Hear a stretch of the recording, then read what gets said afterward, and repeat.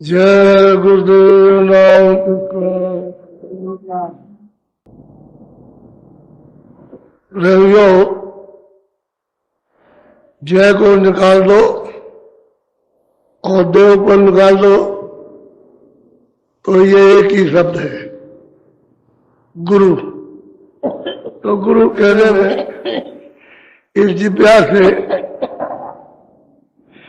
प्रियता नहीं टपकती।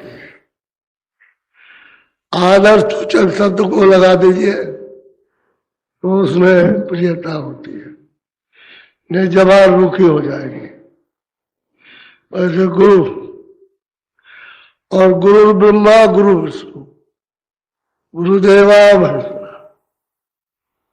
वो ब्रह्मा विष्णु जो ब्रह्म पार ब्रह्म गुरु, क्योंकि वो सब जगह बैठे हुए हैं। लेकिन अब लोग जो नए हैं उनको ऐसा मालूम होता होगा कि ये कोई नई चीज, ये सनातन है, ये सनातन शब्द है और ये आदि से और अंत तक और अंत से आज तक आपको ले जाएगा। इसलिए इसमें कोई भ्रम है नहीं है। तो आदर्श सूचक ये कोई नाम रखा हुआ तो है नहीं कि चलो भाई आदमी की शक्ल आई नाम रख दिया, पेड़ की शक्ल है नाम रख दिया। वो तो आज शब्द ही गुरु है।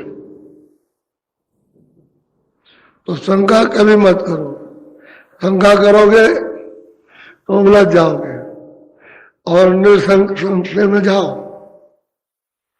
देखो कि हमको क्या सुनाया जा रहा है, उस पर थोड़ा सा जोर दो। चित्त का भी दो, मन का भी दो, बुद्धि का भी, और जोर दे करके समझने की भौतिक बुद्धि से थोड़ा सा काम करो ताकि ये समझ में आए कि ये परे की चीज है। तो परे के लिए तैयारी कर लो।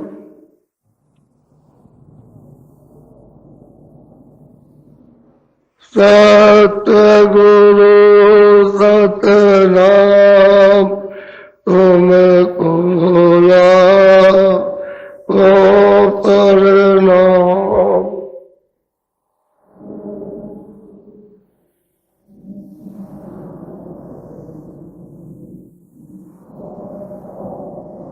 सतगुरु सतनाम तुमको प्रणाम।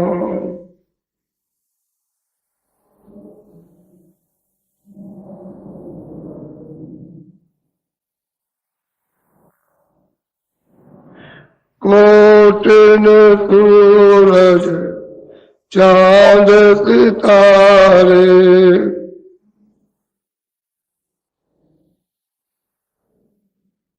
रोम रोम में करे उजारे।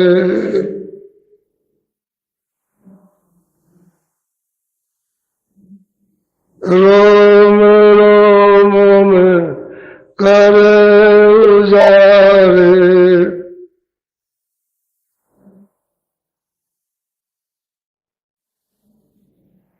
सतपुरुष करतार तुमको प्रणाम।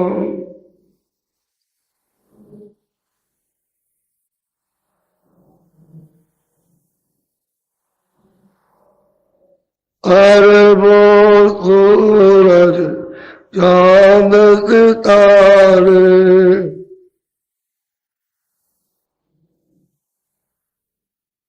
रोम रोम में करे उजारे।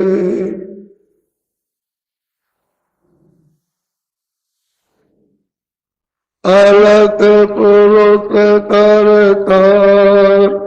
तुमको प्रणाम।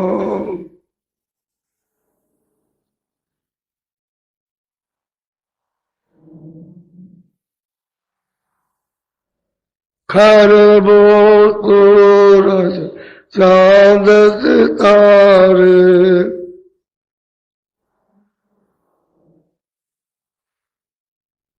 रोम रोम में करे उजारे,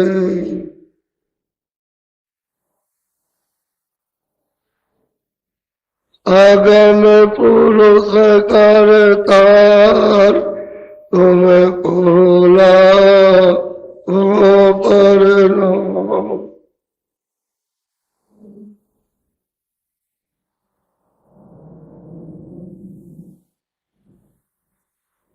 नील नील सब भान उतारे,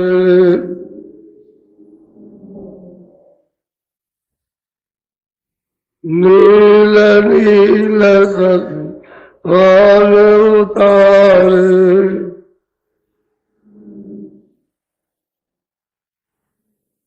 रोम रोम में करे उजारे,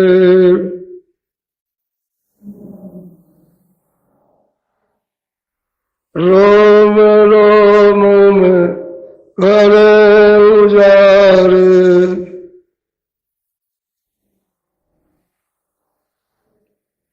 अनामी पुरुष करतार तुम्हें खोला हो परिणाम,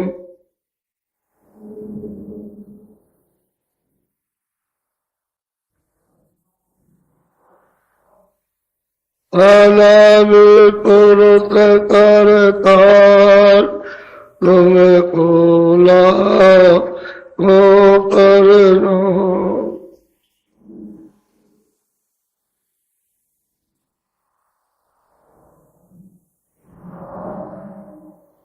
सतगुरु सतनाम तुम्हें खोला हो परिणाम,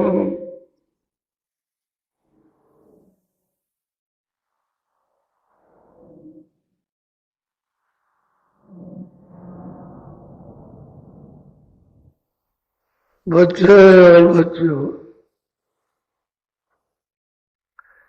हम सभी लोग मनुष्य शरीर में, इस शरीर में रहते हैं। देखता हूं कि एक दूसरे की पूजा करनी चाहिए। इस शरीर में शरीर की आरती, वेशभूषा, कपड़ा, वस्तुएं पहरा कर, चाहे बच्चे हो, चाहे बड़े हो, चाहे छोटे हो, तभी अच्छे लगते हैं। नंगा कोई अच्छा नहीं लगता। ऐसे ही जब सूरज दोनों आंखों से ऊपर जब चलती है और स्वर्ग में पहुंच गई, तो वहां का वेशभूषा अलग है और वहां आरती होती है। वहां जो स्थानीय जो देवता है, क्योंकि 14 तबक 14 लोग हैं, उसमें अलग अलग अधिष्ठाता राज करते हैं। उनकी वहां की सूरतें लिंग शरीर में सब आरती करती रहती है। ये आवाजें जो है, जो आप सुन रहे हो, ये वहां सब खुल्लम खुल्ला बजती रहती है। बाजे खूब बजते रहते हैं, बहुत अच्छी तरह से बाजे बजते हैं। यहाँ तो अच्छे नहीं लगते, वहां बहुत ही अच्छे बाजे लगते हैं, बहुत मन को भाते हैं बाजे, और आरती होती है। तो उस शरीर की आरती उस शरीर में, इस शरीर की आरती इस शरीर में। जब आरती करना भूल गए ना, तो आप कोई तस्वीर मिट्टी की, पत्थर की बना के रखते हो, फिर आरती करते हो। ये आरती करने के लिए नहीं कहा गया।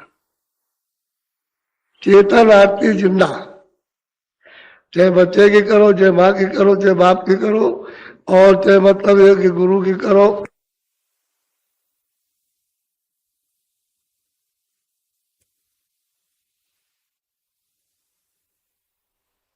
या राजा की किसी को करो, जिंदा आरती करना चाहिए। और यही बताया था। तो महापुरुष तो चले गए, जो भी लोग आए अवतारी शक्ति आई हर मजहब में, वो तो चली गई। तब उनकी तो आरती आप कर नहीं सकते हो, तो आपने पत्थर की बना ली उनकी प्रतिमा और फिर उसकी आरती करते हो।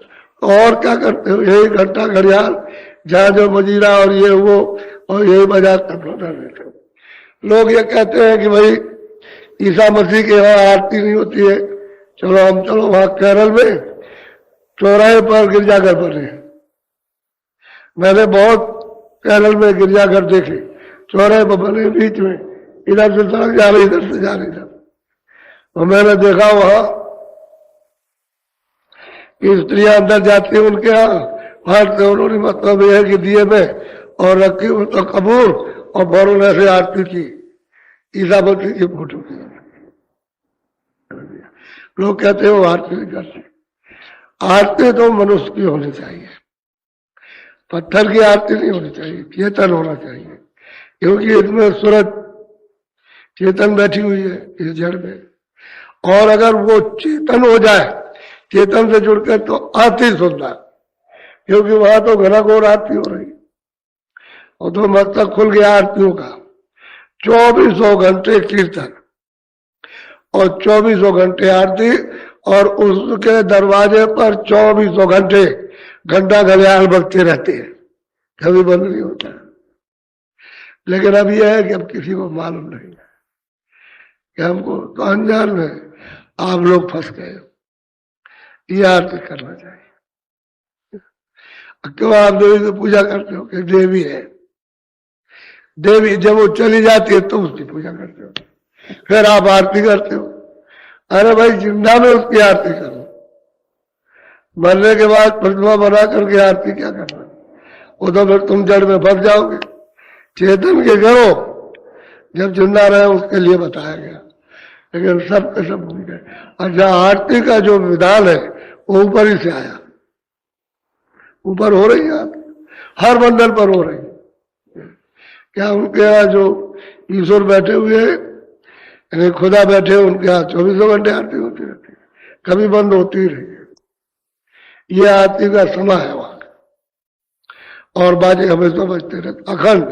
वैसे तुम्हारे शरीर तक बाजे आ रहे बजते हुए, लेकिन पर्दे पड़ने की वजह से जब आप बैठ करके सुनने की कोशिश करते हो तो कभी दूर मालूम होते हैं कि कोई बाजा बज रहा है, कुछ बाजे बज रहे, कुछ आवाजें हो रही। अगर पर्दा हट जाए तो बिल्कुल नजदीक में पास है। वो तो सूरत उन्हीं बाजों को पकड़ के तो आई है और वह दरी पर बैठ गई और बाजे छूट गए, इतने ही। और बजाय उसकी तरफ आंख और कान बजा उसको ऐसे हो गया नीचे की तरफ, तो बाजा उधर छूट गया, बीच में और बंद हो गया। इतनी बात है। इस खोपड़े में ये इतना हिस्सा अलग है, इस आकाश से बिल्कुल इतना हिस्सा अलग उधर है, इसमें सब बज रहे हैं। और ये अब सुनने लगे ना, ये साधन भजन करते हैं, सुनने लगे, अब इनको सुनाई देने लगा, बताने लगे ये बाजे खूब बज रहे। और ऐसे ऐसे बाजे बताते जो जब तक सुने ना तब तक वो बाजा बता ही नहीं सकते, जब अपने कान से सुनेगा तब बताएगा। सब बाजों का थोड़ी नाम लिया जाता, या ये तो बजाया जाता, वो तो मतलब ये मुख नहीं, और जो बाजे बजते हैं वो तो महापुरुषों को मालूम। तो जब वो साधक सुनेगा तो बताता है कौन सा बाजा तो बजता है, और वही बता सकेगा सुनेगा, और कोई नहीं बता सकता।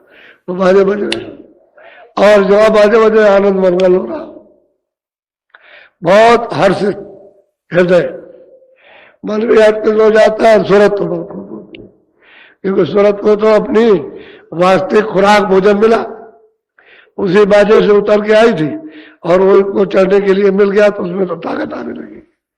और मन जो भटक रहा था वो मतलब हर्षित हुआ, खुश हो गया। तो इधर से तो जूते पड़ रहे थे, यानी मारे पड़ रही थी, और पिस रहा था और रो रहा था, चिल्लाता था, चीखता, उसको भी प्रसन्नता आ गई घाट पर बैठ करके। तो आप जरा सा सुनिए बड़े ध्यान से। एक थाली में आप ये वो तमाम दिया पिया और कपूर दपूर और बत्ती और ये दिया तलाई सब सजा के रखते हो, ले जाते हो और फिर वो देवता के सामने में जलाते। देख क्या हो गया, मिट्टी की आरती। अरे थाली भी मिट्टी है, दिया भी मिट्टी है, रुई भी मिट्टी है, अग्नि भी मिट्टी है, वो सब मिट्टी है। मिट्टी की आरती करते हो, चेतन की आरती में। इसलिए तो मैं मुसलमानों से कहता हूं कि भाई तुम जितनी भी इबादत करते हो तो जिस्मानी करते हो इंद्रियों की, इनकी इबादत करते हो ख्वाहिशों की। ये नहीं अपनी अपनी इच्छाओं की उपासना हो रही है, इबादत और पूजा नहीं हो रही। तुम रूहानी इबादत करो, यानी जीवात्माओं का सच्चा भजन करो, तब तो कुछ मिल जाएगा। तुम्हें भी कहते और मेरे इबादत करते उनको मिलता तो कुछ नहीं है, खाली सिर पीटते रहते। कभी उठो बैठो। मोहम्मद साहब को बहुत तंग किया, बहुत परेशान किया, इतना परेशान। गोस्वामी जी महाराज को बहुत परेशान किया, काशी के लोगों ने इतना परेशान किया कि आपको क्या बताया जाए, इतना परेशान इतना तंग किया। तब उन्होंने रामायण बनाई तो उनकी रामायण बन गए। उनसे पूछा कि भाई इसमें रामायण में आपने क्या लिखा। वो 49 बरस तक रामायण लिखने के बाद वही रहे और कथा वार्ता सब देश में होने लगे, रामायण की कथा सुनाने लगे कथावाचक, और उनसे कोई पूछने गया इसमें क्या लिखा, तो फंस गए। अरे जिसने लिखा उससे आप पूछते हो तो मौजूद था, 49 बरस तक राज चला नहीं गया। रामायण लिखने के बाद 49 बरस तक रहे। उन्होंने अपनी कलम से लिखा है कि एक भी आदमी कोई कथावाचक मुझसे ये पूछने नहीं आया कि इसमें ये क्या लिखा, और आप तो अपने मतलब की बात उसमें लगा रहे हो, कुछ मिल नहीं रहा। तो यही बात है सर में, हम सब लोग भटके हुए भूले हुए हैं और यथावत मार्ग नहीं पा रहे, और अपनी चेतनता को खो करके चेतनता आप उजागर नहीं कर रहे हो, इसलिए कि कोई विद्वान नहीं, आध्यात्मिक कोई महापुरुष नहीं है। अगर वो होता तो आपको वही पाठ पढ़ाता, वही रास्ता बताता, वही कराता और वही सिखाता, समझ गए, और उसी तरफ ले जाता। अब जो मिले सब अंधकार में ढकेल हमारे, तो बस ढकेलते चले गए, इतनी दूर निकल गए कि अब लौटाओ तो लौटते नहीं है। कहते हमने तो 50 वर्ष तक पूजा की और आप कहते हो कुछ भी नहीं है। अरे कूड़ा कचरा धोते हो, क्षमा कर लो। मथुरा से लेकर के सड़क गोवर्धन जा रही है, उस पर आप बराबर मिट्टी डालते रहो, कुछ भी डालो, लेकिन कहो कि भाई हमको मजदूरी, तो कौन दे देगा आपको मजदूरी, कौन देगा? जब कोई कहेगा आप मिट्टी डालिए तो मजदूरी देगा, और बगैर कहे मिट्टी डालोगे कोई मजदूरी नहीं देगा। पूरी सड़क बना दीजिए, सोने की बना दो आप, और हमको भोजन दे दो, कोई नहीं देगा। ये बेकार कर रहे हैं हम लोग, इसलिए हमको कुछ नहीं मिल रहा। अरे उसने कहा कि भाई मतलब है कि ये करना, उसने कहा नहीं, आप अपने मनमुख अज्ञान में कर रहे हो जो तुम्हारी इच्छा होती है। तो रूहानी इबादत तो आध्यात्मिक भजन तो कोई नहीं करता, सब शारीरिक जड़ उसमें लगे पड़े हुए हैं। तो अरे भाई तुम्हारा बेकार इकट्ठा हुआ, उससे तो कोई फल फायदा न, जब नहीं मिलने वाला ना मिलेगा। अब आप बड़े ध्यान से बोलो।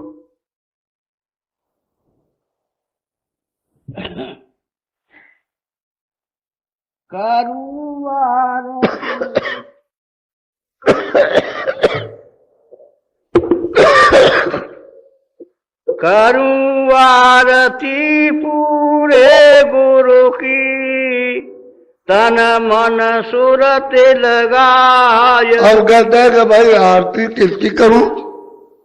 पूरे कहते हैं तन को मन को सूरत को लगाकर।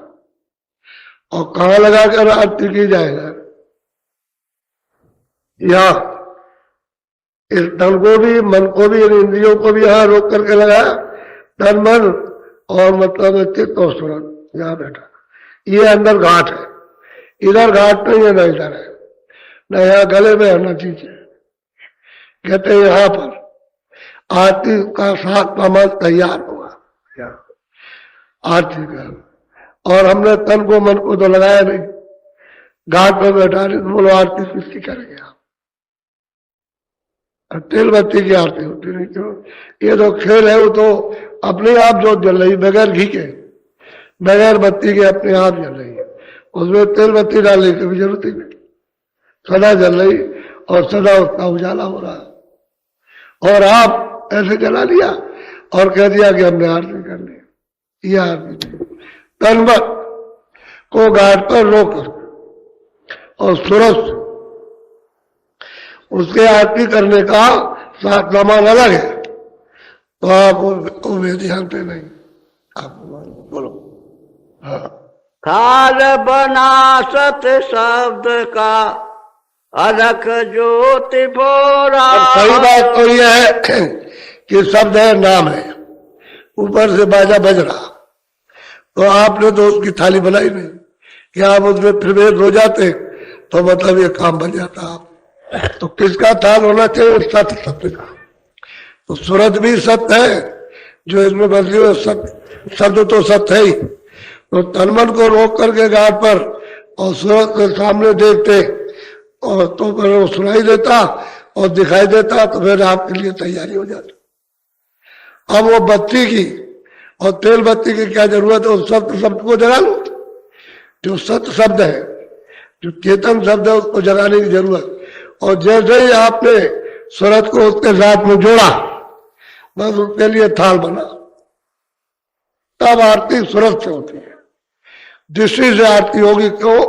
आरती वही करेगा जो देखेगा, और जो देखेगा नहीं वो आरती नहीं कर सकता। तो जिसकी आरती करेगा उसको देखेगा। तो सत्य शब्द तो हमारे पास है नहीं, हम जानते नहीं सत्य शब्द। अब ये अपना इकट्ठा करते रहो, मिट्टी की थाली, कोई और बर्तन की, कोई धातु, उसी में तेल जलाओ, घी जलाओ। बहुत जगह तो लोग जो है तेल ही जलाते हैं, घी नहीं मिलता। वहां जानवर नहीं होते तो घी नहीं रहता, तो कोई तेल ही मिल जाता, तेल ही की आरती बना लेते। कोई कहता है घी अच्छा होता तो घी की मिल क्या बना ली, बाया से संतुष्टि के लिए शंका अपनी है दोस्त में, असली चीज है उसे तुम नहीं पाते। बोलो। हंस सभी आरती करे सन्मुख दर्शन पाओ। देखिए कितनी बड़ी बात आपके सामने जाए कि वहां सब हंस रूप, सब सुनते हुए सोए थे और सबकी सब यानी आरती करती है। कैसे? सन्मुख दर्शन करती है, दर्शन लेकर, दर्शन कर करके आरती करती है। तो आरती तो मतलब है कि शब्द से, सूरज दृष्टि से होती है आरती। तो सूरज शब्द रूप हो गई, अब वो सत्य शब्द से आरती हो। खेल कुछ समझ में नहीं आता, अब अंदर जब चलो तो समझ में सब आ जाता कि सही आरती क्या है। सही आरती तो इसकी करना चाहिए था, ये जिस्म की शरीर क्या। जब आप लिंग शरीर में जाओ तो फिर अपने लिंग शरीर से वहां जो लिंग शरीर में रहते हैं उनकी आरती करवाओ, क्योंकि ब्रह्मा विष्णु महादेव, क्योंकि वो आगे राजा है, मतलब एक कार गुजार। तो मतलब ये है कि आप वो सुनते हैं वहां लिंग शरीर में जाकर उनकी आरती करते। ऐसे ही ऊपर जाओ तो सूक्ष्म शरीर में, तो फिर आप सबके सब मिलकर के उनकी, भगवान की, जो भगवान है तीन लोग के वाले, उनकी आरती करना उस शरीर में। और फिर जब कारण शरीर में जाओ तो वहां सब सुनते ब्रह्म की आरती करना, सबकी सन्मुख दर्शन, सामने दर्शन होगा, आरती करे उस शरीर से। तो जो कारण शरीर है, शब्द स्पर्श रूप रस गंध, ये पर्दा है, उसमें बैठ करके उसके आरती। क्यों? वो भी पर्दा पहरे हुए, वो भी उसी पर्दे में, शब्द स्पर्श रूप रस गंध ये उसमें है। जब उन्होंने अपनी धार पे उतार लिया तब फिर उसको ये जानकारी हुई कि शब्द भी है, रूप भी है, रस भी है, गंदगी है, स्पर्श भी है। उसके पहले जब शब्द रूप थी तो उसे कोई बोध नहीं था, वो तो शब्दी रूप थी, वो तो दूसरों को खुराक खुद ही दे रही थी, तब शब्द रूप थी। तो हर जगह पर अच्छा, जब सूरत निकल जाएगी चारों शरीरों से तो शब्द रूप हो जाएगी, तो सत्य शब्द का थाल बना। तब फिर उस शब्द के वो फिर वो आरती करते हैं, और उसमें सब रस है, उस शब्द में सब रस है, वो तो अमृत से भरा हुआ खजाना है। अब वो देखने के योग है। अब वो जो देखते हैं और पीते हैं, स्नान करते हैं, और क्या वर्णन किया जाए। महात्माओं ने तो खाली इशारा कर दिया। ये सब तुम्हारी चाल पर निर्भर रखा कि तुम चलोगे और वहां सब अपने आप को देखोगे, ये रखा। और वैसे बाकी उनके सभी सारे बोलो। शब्द स्वरूपी गुरु दया करे, दीना अगम लखा। कहते भाई वहां शब्द स्वरूपी विराजमान है और वो वहां दया करते हैं शब्द शब्द के साथ में। कहते हैं कि अगम कहा, मतलब ये वेद वहां दे देते हैं कि चलो वो शब्द आ रहा है, तुम अगम के शब्द में प्रवेश कर जाओ, क्योंकि ये शब्द अगम का नहीं है, ये सत्य शब्द है, जिसकी मतलब है कि आप थाली बना करके उसकी आरती करोगे तब वो भेद मिलता है उसका। जब सूरज शब्द में लय हो जाएगी, उसका रूप बन जाएगी, तब आरती का इजहार बोल सकते, तब दिखाई देता है उसका। सब आरती हंस करते हैं शब्द पुरुष की आरती, जो महापुरुष से अधिष्ठाता है। बोलो, बहुत शोभा है उसकी। इतना बड़ा उसका महल कहो कितना सुंदर, या किसी महल में सारे संसार में सजाते रहिए आप, कुछ नहीं ऐसा महल सजा हुआ है कि वो देखने की योग है। लेकिन वो है कितने का, सब सुरते हैं, सब रूहों का खेल है, सब चेतन जीवात्मा है, उन्हीं का सब ऐसी सजावट है। ऐसा महल सुरतों का बना हुआ, महल सुरतों के बने हुए, और इतने बड़े बड़े महल लंबे चौड़े बने हुए कि तुम्हारा संसार अगर वहां चला जाए तो ये बालू का कण भी नहीं है, कण, ये कण भी नहीं है सारा संसार, ये बालू का। ऐसा वहां पर ऐसे महल वहां उस सतपुरुष के वहां पर। अब यह है कि तो अंदर में आरती होगी, बाहर बोलो। अनाद धुन घंटा बजे। अब वो क्या कहते हैं, बड़े ध्यान से सुनिए, ऊपर से वेदवाणी वाले पहले क्या सुनाई देगा, घंटा। जब आप बैठोगे भजन पर तो आपको घंटे का सबसे छोटा रूप झिंगर का, झिंगुर झिंगुर बहुत बारीक, और आपको सुनाई देता है। तो आप उसका भेद तो जानते नहीं हो कि भाई उसी का एक छोटा रूप है। क्यों ऐसा सुनाई दिया कि पर्दा पड़ा है, कान बंद है, तो उसकी छोटी सी आवाज जब हम ध्यान देते हैं कान लगा करके तो सुनाई देती है। अच्छा, उसी को लगातार सुनने लगो तो वही आवाज बढ़ जाएगी, जो बिल्कुल बारीक, वो धीरे धीरे बढ़ते बढ़ते बढ़ते बढ़ते और बड़ी आवाज हो जाएगी। जैसे भृंगी होता है और बोलता है वैसी आवाज, और फिर उसी में सुनते सुनते सुनते सुनते घंटा बजने लगेगा, घंटा बजने। कहते हैं सब दरवाजे पर हो रहा, घंटा बजता है। अब उसके द्वार पर तो सब घंटा बज ही रहे, वहां जहां उसका मंदिर है वो तो बड़ा आलीशान, सहदल कमल में बड़ा आलीशान मंदिर है, और यहाँ किसी चित्रकारी में नहीं आ सकता, ऐसा महल है। लेकिन महापुरुष जो है जैसा है वैसा तो वो इशारा कर देंगे, लेकिन चित्रकारी में नहीं आएगा। अब आप उसका ईंट पत्थरों की चित्रकारी में लाना चाहते हो ने, तो बहुत बड़ा, वो तो श्याम सुंदर उसका नाम ही है, बहुत ही अद्भुत सुंदर रूप है, लेकिन है उनका सूक्ष्म शरीर, उसमें वो विराजमान उसमें बैठे हुए। लेकिन सुंदरता, बड़े बड़े लोग यह धोखा खा गए और कहते हैं कि यही अपार है, बेनचा है, लेकिन ये अपार और बेनचा नहीं है, ये तो पहला मुकाम है। तो घंटा बज रहे जोर शोर के साथ, और तुम्हारे दरवाजे पर हो रहा है आनंद मंगल में। लेकिन अब द्वार तुम्हारा खुला तब तो, अब दरवाजा ही तुमने छोड़ दिया हो तो सुनाई कहां से देगा। अब कोई वेदी मिल जाए तुमको बैठाए और तुम कम से कम 2-4 महीने कुछ करो तो सुनाई देने लगेगा, अब तुम गत करते ही नहीं, क्या किए। और जो जो करने लगे उनको सुनाई देने लगे। बोलो, अब इन सब चीजों से यह पता चलता है कि पिछले महात्मा भी आते रहे और उन मुरीदों को, उन प्रेमियों को, सेवकों को प्राप्त भी कराते रहे। बोलो, ओंकार मंडल बधा मेघनाथ गर्जन। अब कहते हैं कि भाई ओंकार ओम, ऊपर में त्रिकुटी मंडल है, कहते हैं कि उधर से गर्जन हो रही है, बहुत घोरसूर होता है। इतनी गर्जन होती है कि सारे संसार के आप अणु परमाणु बम बना दो।